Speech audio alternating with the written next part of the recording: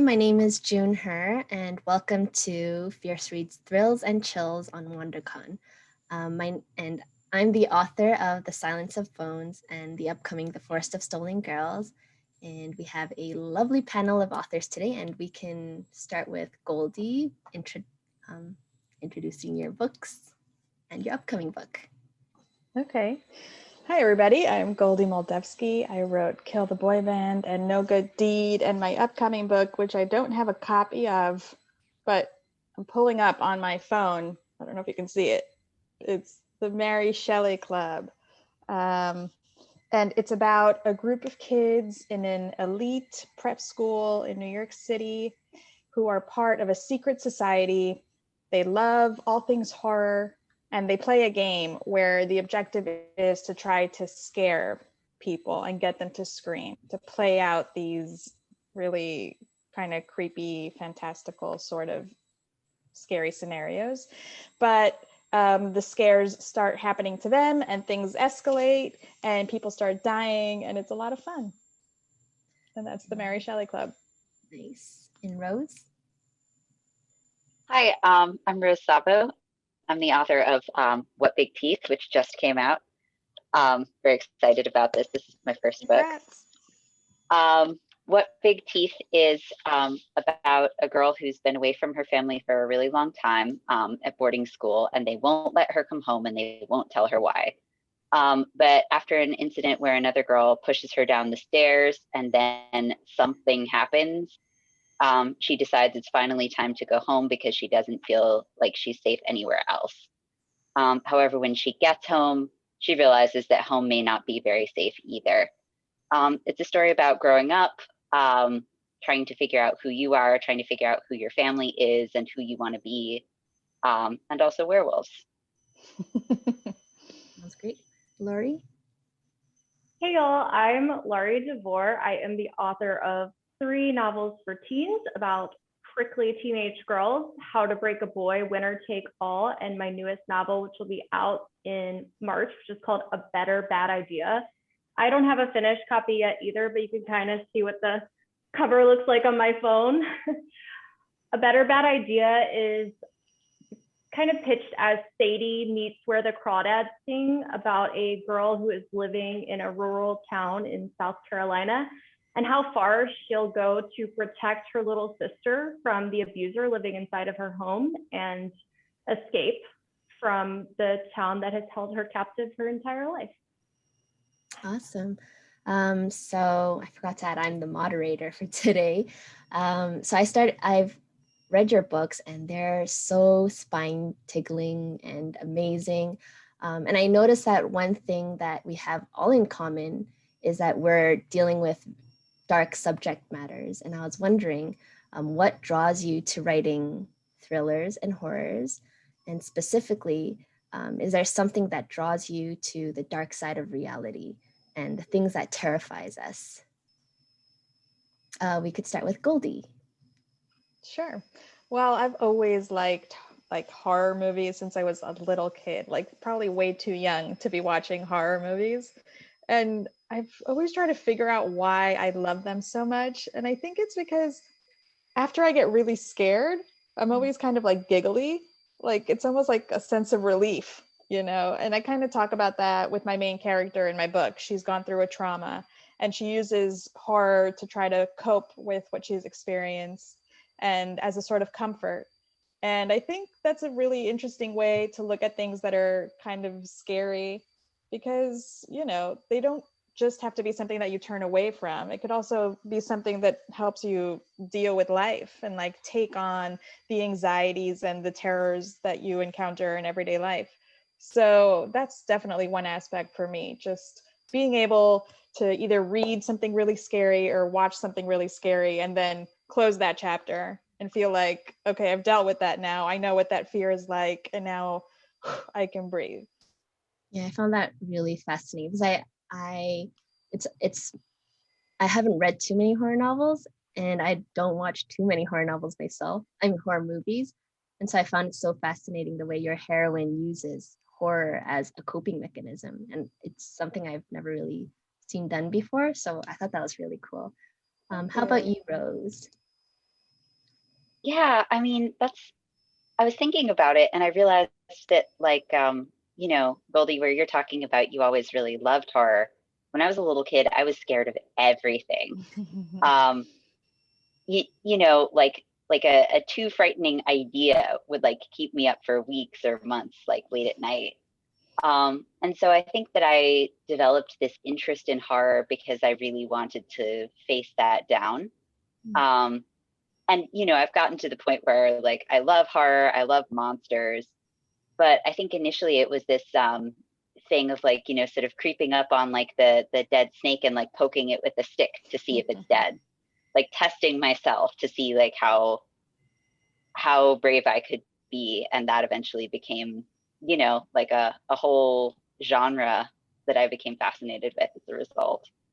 Yeah, your book is like filled with horror, like her like basically monsters and a family of monsters. And like what like drew you to that idea? Like I wanted to ask, I was reading, like what drew you to the idea of creating a family of monsters?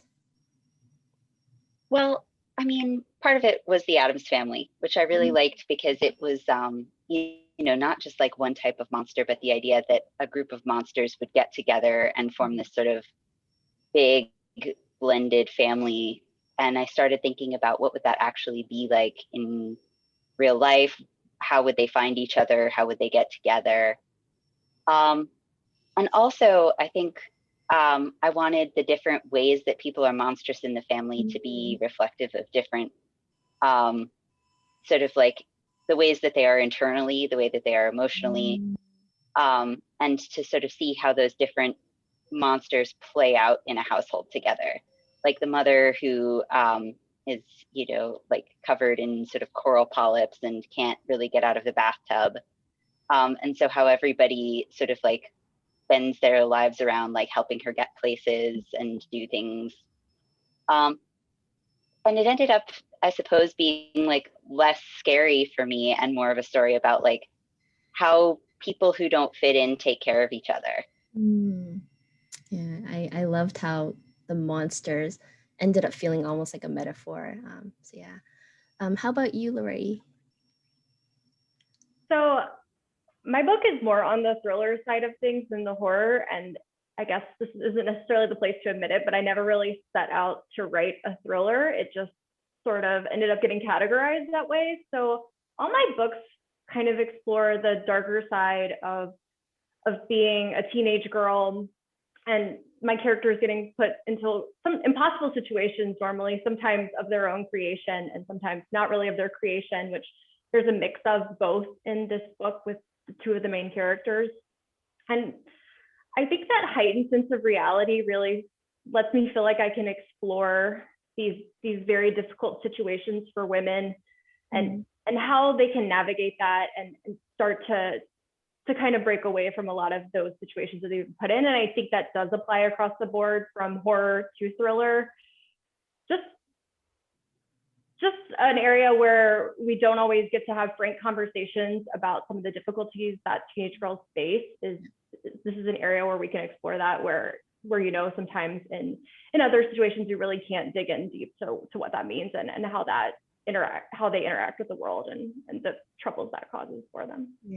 Yeah, like even though like you mentioned it wasn't like intentionally a thriller, I think the way you formatted the way you structured the book, it was like a mystery, a thriller in itself. And I remember starting the book and I was like, oh no, what is going on? And I think that the contrast between the timelines, like you were like counting down, that created tension instantly. And yeah, I think the thing that I love about thrillers is that horror books is that it deals with the dark side of reality and like trauma and horrifying violence. And Angeline, hi. Hi. So we were just talking about basically why are we drawn to writing thrillers and horror books, and why we're so fascinated about exploring a dark part of reality through fiction. And I just wanted to know about your book, The Firekeeper's Daughter, which I loved reading. So what about you? What drew you to writing this genre?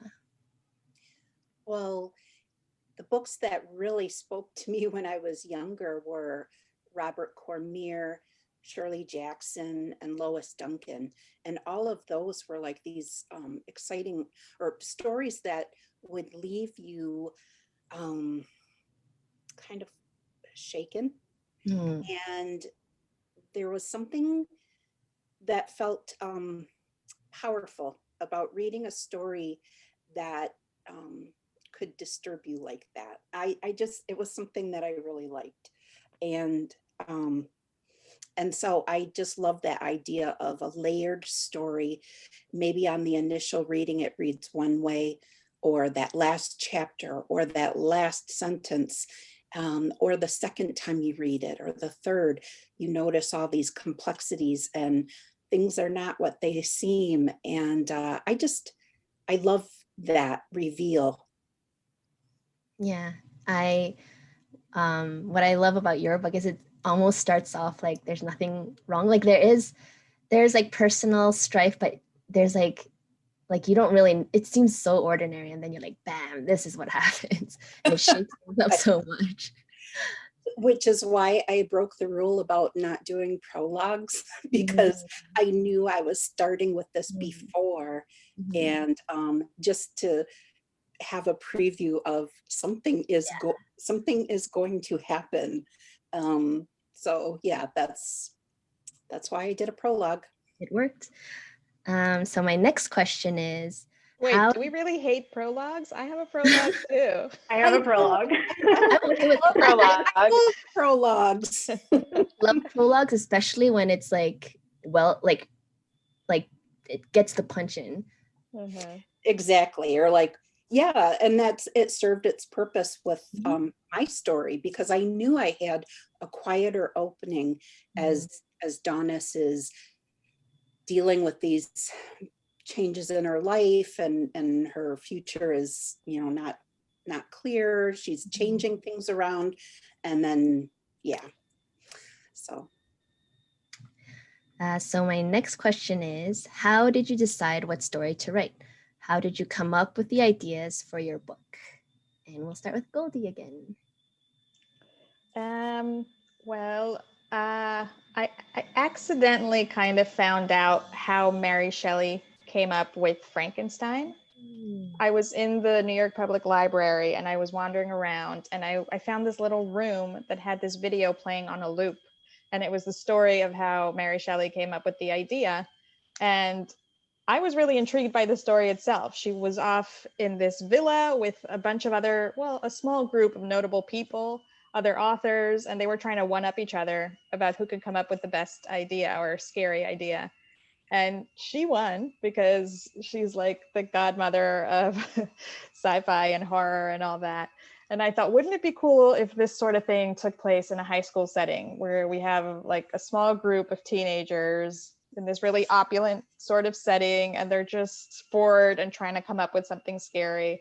But I thought it wouldn't be interesting if they were writers trying to come up with a scary story, because nobody wants to read about a writer writing, So I kind of took it off the page and had them come up with scary things that they could enact in real life.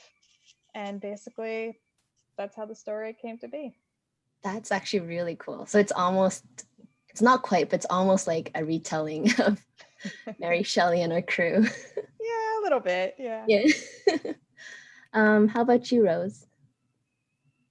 So, I was rummaging around in my parents' basement, and I found this empty picture frame, like a big picture frame, like you would put like all these different like little family photos in. And there weren't any photos in there, which is like very typical for my family. Like we do not keep good, accurate records about anything that has ever happened. Like all the photos we have are in like one shoebox. And I was looking at this and feeling like really frustrated, like, oh, this is so typical of us. And I just started like drawing these little doodles of like monster family members to like put into the picture frame. And I think like that this is connected to the way that my family is about storytelling. because we always tell horrible stories about terrible things that happen in our family with like all of this sort of grotesque humor. And so I think that was like me sort of like responding to the way that we're always like mythologizing things that happen in our family. Like I've talked about this a few other times. My great aunt's claim to fame is that she shot her abusive husband and set him on fire. And like, this is a family story. But we tell it like it's like the funniest thing that we've ever heard. You know, like, and to this day, she still keeps a picture of him in her wallet. And so I wanted to tell a story that tried to capture some of like the way that we tell stories, which is we leave out the worst parts, we put in the funny parts. And in some ways that's like sad because we lose what's actually happening in our family history. But in some ways it's a way of being proud that we've survived really terrible things. Yeah, I think I could feel that when I was reading your books, where it's like they're monsters and yet there's something relatable about how, you know, they share stories and just bond with each other. And how about you? Yeah. Oh, yeah, sorry. The grandfather in the story is like very related to that storytelling style. Like he's always telling these like self-aggrandizing stories and leaving out the parts where he was scared or upset. Sorry, Laurie. Oh, no, I was just gonna say I was really glad that you went first, because shooting people and setting them on fire are both things that are attempted in my book. So, it's the move. It's what you got to do. You know, so mine actually came from kind of a female country artist history of writing these sort of revenge fantasy songs. That's where a lot of my idea for this book came from. Like one of the main ones is Miranda Lambert has a song called Gunpowder and Lead, and one of the acts in my book is named after that song. And then also a song, Martina McBride's Independence Day. So kind of those different songs in that genre in country music was a big inspiration for me in my book. And then, you know, I kind of like to take these sort of cliche stories and examine what that would actually look like in real life. So that was kind of how I developed the idea for my book. And I also noticed for your book, it's very like emotional, like it's heavy on emotions over very difficult subject matters. Like, did you find that difficult to write, or did it come easily to you? I think that's kind of what I enjoy in writing, is getting in there with my character in these very high emotional moments. You know, my stuff tends to towards the angsty side, which I'm fine with, because like I mentioned, I kind of enjoy these heightened situations and trying to see how that plays out in real life and how that, you know, the characters react to that on the page. Yeah, I think that's what built a good deal of the tension, is that she had so much going on emotionally, and I was able to feel it vicariously through the characters, and I thought that was really well done. How about you, Angeline? Well, my story really started when I was in high school, and a friend of mine went to a different high school and told me about a new guy, and that he was my type.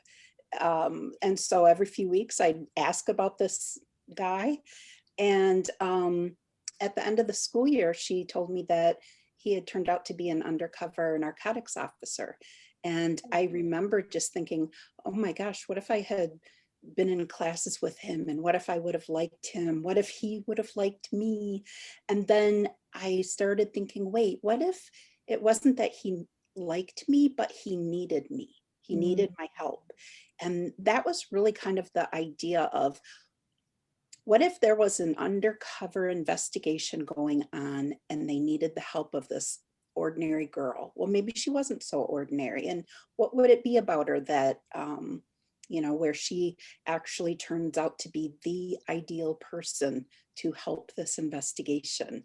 And, you know, then I'm Ojibwe, and so of course I wanted the story to be on my reservation, and it just built, and took me 10 years to write. Wow. Has it changed a lot over the 10 years, or? it always had the same beginning and ending, but Uh-huh. everything else, characters and themes and, initially it was that thriller. And then really subsequent drafts just got at the heart, the real heart of the story, which is about identity and grief and justice. Yeah, I could really feel the heart in your book. Mhm. Like as I'm walking through the story with your characters, like that feeling of community. I think that's what I love most about your book. Like you could feel the community. It feels that community feels so alive, and yeah, like I'm really enjoying all of your books. So so the next, sorry, I'm just like nervous. I'm like, oh my gosh, I'm talking with the authors. I truly have been enjoying all of your books. And so I'm just like so excited to pick at everyone's brains. And my next question is, what kind of research was involved in your writing? So it doesn't have to be like, like researching, like traveling research or anything like that. But I'm sure like as authors, I think there's so much that goes into our writing. And I'm just curious, like what kind of material did you go through, or like did you watch horror movies or so on? And I know you mentioned, Goldie, that you went to the library and you saw that Mary Shelley video on replay.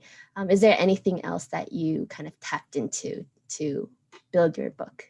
Well, yeah, like you said, I basically just watched a bunch of horror movies. It was a lot of fun because I do like horror movies. And as I was writing it, I was realizing I thought that I was a horror movie fan. And then I realized I had not even scratched the surface of horror movies. Like my characters were well versed in the stuff and I was not at all. Like they were dropping references to movies that I hadn't seen yet. So I had to make a list and sit down and watch them. And there were a couple that had always scared me and I had always like put them off. So I had to sit down and finally watch them, like The Shining. Just the trailer for The Shining had always scared me. But I finally sat down and watched it in the daytime with the curtains open. And it was worth it. Good movie. Did any of like the horror movies inspire some of the pranks? Oh, definitely. Yeah. There are fear tests that the characters do throughout the book. And they're based on horror movie or urban legend tropes. So there are a lot that like I got inspiration from a lot of different horror movies, and a lot of them are used over and over in pop culture all the time. Like there's the one in the cabin in the woods, there's the home invasion, or there's the one where the kids making out in the car and there's someone outside their window. So just whenever I knew there was a movie that referenced that sort of thing, I hunted it out and watched it, stuff like that. Oof, that sounds like very fun, horrifying research. It was fun. How about you, Rose? So I read a bunch of books. I was in an MFA program while I was working on revising What Big Teeth. And the people in my novel workshop kept assigning me books, which was super useful.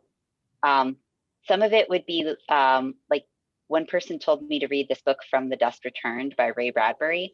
And when I picked it up and started reading it, I realized that I had read it as a child. And that was like really exciting to realize that I had like completely forgotten this book.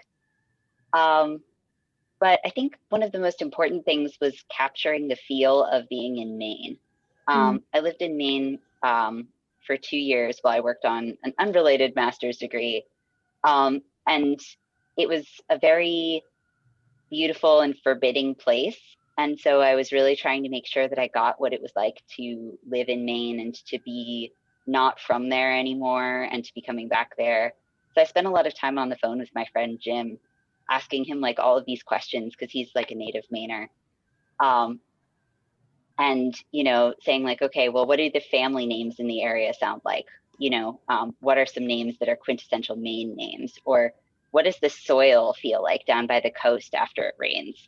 Like those kind of questions that you can really only ask somebody who's got that deep personal experience. That was probably my favorite part.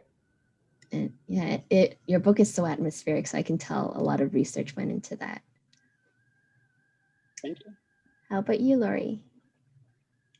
So my book deals pretty heavily with both poverty and domestic violence. So I wanted to consume quite a bit of nonfiction that was, kind of talking about the various ways that might affect people, because, there's no one singular experience to that. So really thinking about, how it would affect the different characters in my novel. And I did actually have two favorites that I wrote down to share with you guys. So my favorite nonfiction book I read was called Evicted by Matthew Desmond, which is about the eviction crisis in cities. And this was about several families in Detroit that the author lived with, and he wrote about their experiences. That's really fantastic. And then there's also a wonderful documentary on Hulu called Minding the Gap by Bing Liu. He was the director. I think he was like in his late 20s when he directed the movie, and it's so beautiful and so wonderful. And he's also somebody who explores his own story in the documentary. So it's on Hulu. I highly recommend everyone go watch it. It's actually really uplifting at the end. So that's one of my favorites, and I recommend that to everyone. Awesome. How about you, Angeline? My research is pretty wild. So I did interview FBI agents and IRS agents. And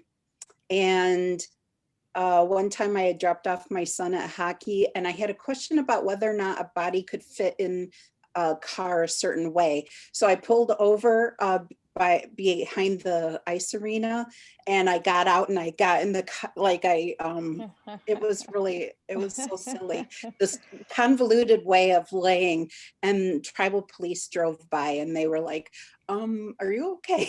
And I was like, it's book research. But really the most fascinating thing to me was learning how to make meth from the state police.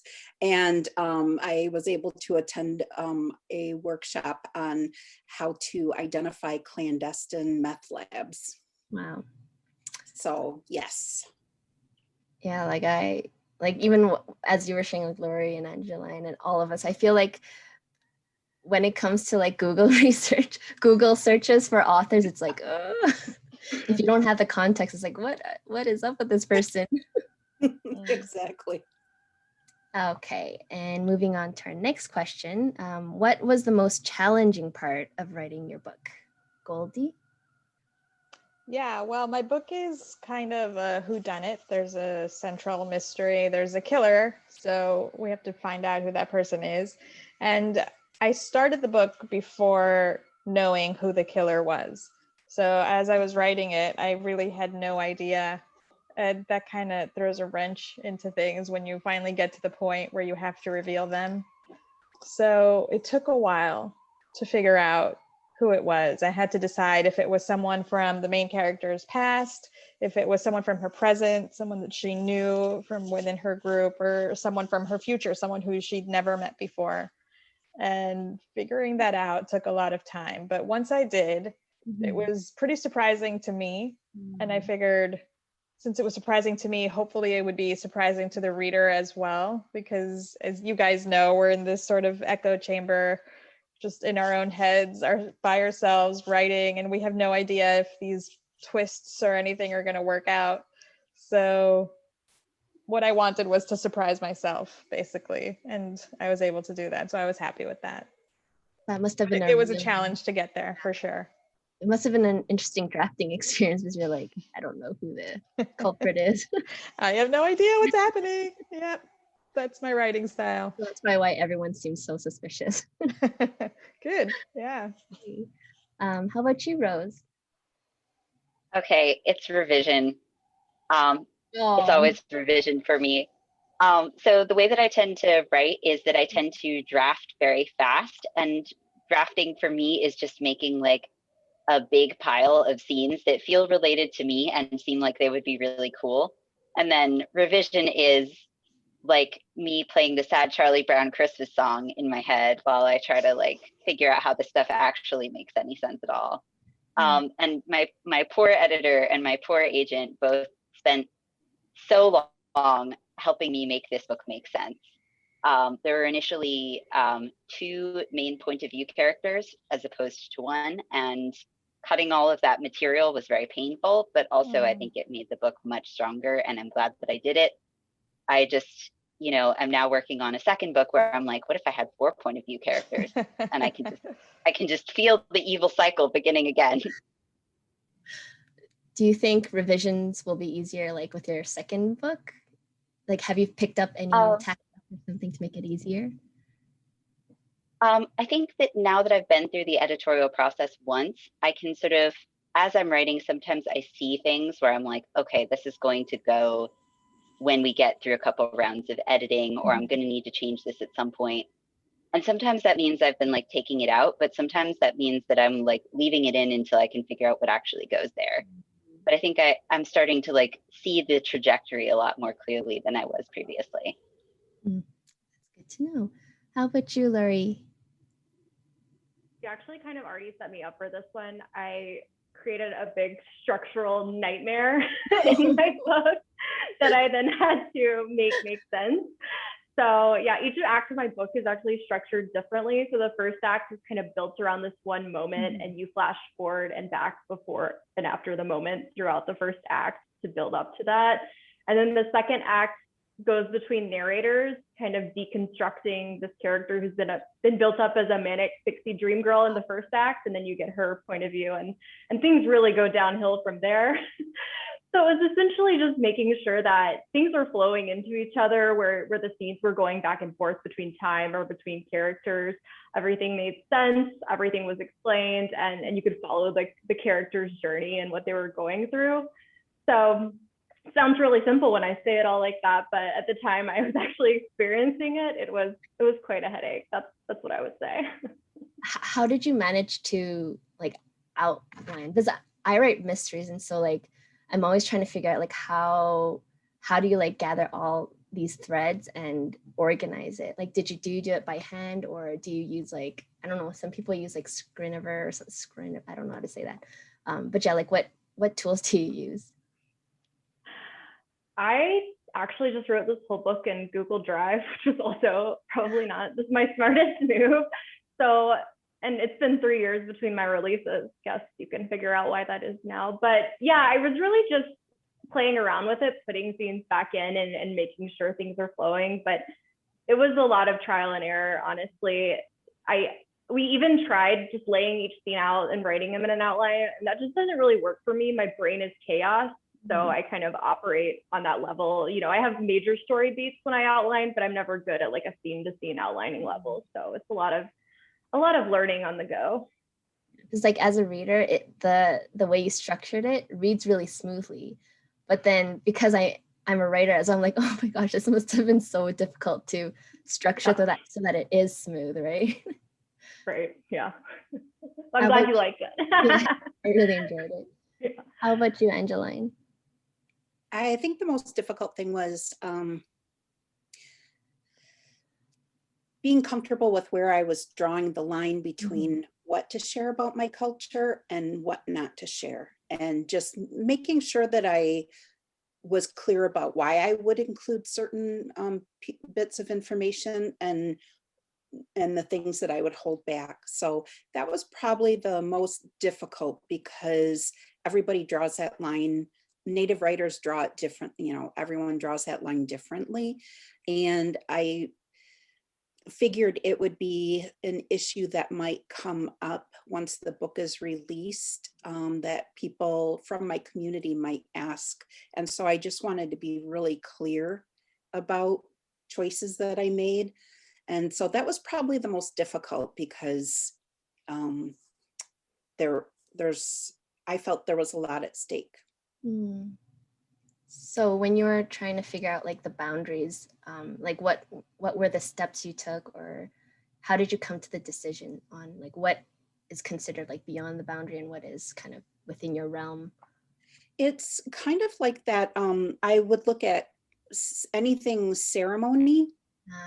But then there are some things that they're not quite ceremony, but they're still very cultural teachings that are spiritual.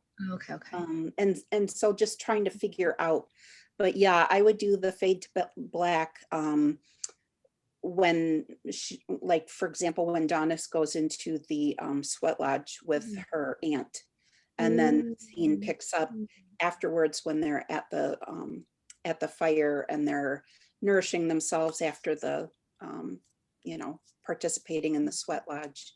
Okay, that makes a lot of sense, because I think, like you mentioned, there's the respecting that kind of privacy is important too, right? Right. And on the flip side, what would you say was the most rewarding part of writing the book? How about you, Goldy?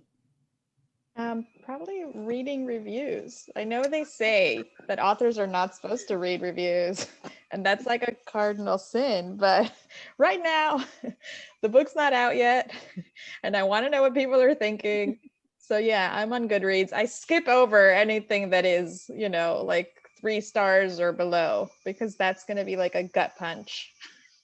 But yeah, I'll read anything that's 4 stars and above. Yeah, that's my sweet little guilty pleasure that I have for myself right now. Nice. And a guilty pleasure you deserve after like all that work of putting all those I think so. I can't just put something out and then just ignore it, Silly rule, I think. Awesome. And how about you, Rose? All right. Well, I want to start by saying, Goldie, you're a lot braver than me. I can't read like any reviews. I told my agent, I was like, let me know if I need to like apologize publicly or if they're like nominating me for an award. Like if I have to do something or be somewhere, tell me. But like, I don't know, it scares me because I'm worried that I'll like lose my mojo somehow if I like look too closely at what people are saying about my writing. For me, the most rewarding part was like, so I talked earlier about like feeling frustrated with my family for their terrible record keeping and like not really understanding who we are or what we're about. And I feel like in some ways writing this book was very helpful for that. Like I think I came to an understanding through developing these characters of why they are the way that they are. And someone pointed out to me after I'd been writing for some time that this is a book about like intergenerational trauma and the way that having had, really difficult experiences gets passed down from one family member to another. And I think I understood my family a lot better through that lens and through not thinking like, why are they so weird? Like my main character does when she first comes back, and instead thinking, oh, we're not great and there are some things we should change, but we've been through a lot. So that was really exciting. It's awesome, like to know that writing a book actually had that personal impact on your life as well. How about you, Laurie? I just want to say on the Goodreads front, I actually had a whole method developed where I could cover the screen to not see the rating and like scroll by, so I'd never have to see how many bad ratings there were. Just so I could feed my own ego. Yeah. I think the most satisfying part for me is a little corny, but I just really love my book, and it's just satisfying on that level. I think especially my last book, I had a very fast drafting process, and I think just at the time it came out, I really didn't feel like I had the mental capacity, because I felt so wrapped up in it to appreciate it and enjoy what I had done. And I actually think I love that book more now than I was able to at the time it came out. So I just feel like that really isn't the case this time. I've been able to process it and just really find a place to love it in my heart without, all the negative feelings too. So that's awesome. Yeah. That's why we write, right? And how about, we're almost done. How about you, Angeline? Mine real quick. It was when a reader messaged me on one of my social medias and said, you don't know me. I just finished your book, and I just have to tell you that it meant more to me than you'll ever know. And there was just something about that I was thankful that the book found her. Oh, that's such a touching story. Mhm. Well, thank you everyone for sharing and for letting me pick your brains. And I hope the attendees who get to watch this panel enjoyed it. And I highly recommend that you check out all the books that were mentioned here. And thank you. Thanks, everybody. Thanks. Thanks, Bye. guys. Bye.